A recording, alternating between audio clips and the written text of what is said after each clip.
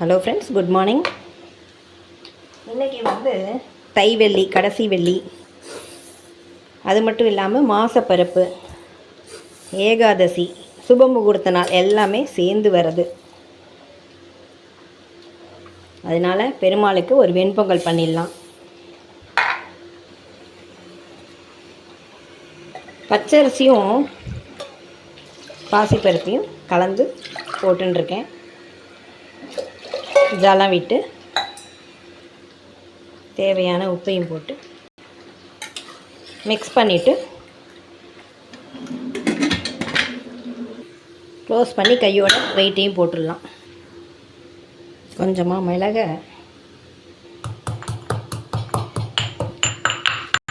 தட்டி எடுத்துன்ட்டு அதோட கொஞ்சம் கட்டி பெருங்காயத்தையும் பொடி பண்ணிட்டு ஆச்சு.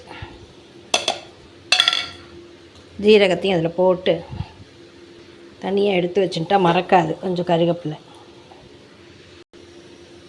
இஞ்சியை தோலை சீவிட்டு அதையும் குட்டி குட்டியாக கட் பண்ணிக்கலாம். எல்லாம் ரெடி பண்ணி வச்சுட்டா சட்டுன்னு முந்திரி பருப்பை நம்ம வறுக்கும்போது கையோடு இதையும் போட்டுடலாம். அதனால தான் எடுத்து வச்சுக்கலாம். தை வெள்ளி முதல் வெள்ளி, மூணாவது வெள்ளி, அஞ்சாவது வெள்ளி விசேஷம் அப்படின்னு சொல்லுவா இல்லையா?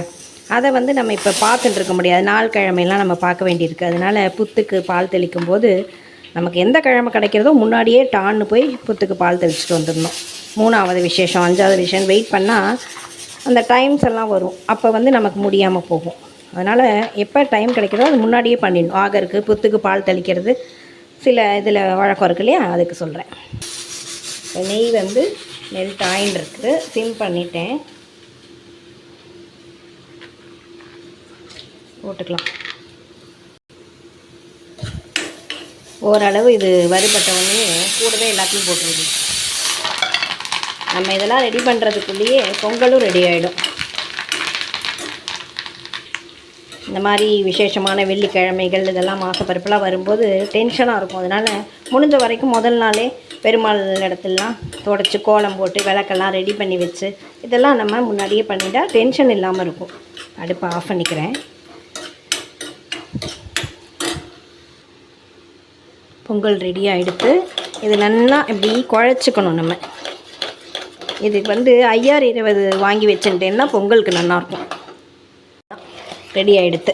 நமக்கு பிரேக்ஃபாஸ்ட்டுக்கும் ஆச்சு, பெருமாளுக்கு பண்ண மாதிரி ஆச்சு. 2 in 1 வேலை சட்டுன்னு முடிஞ்சிடும்.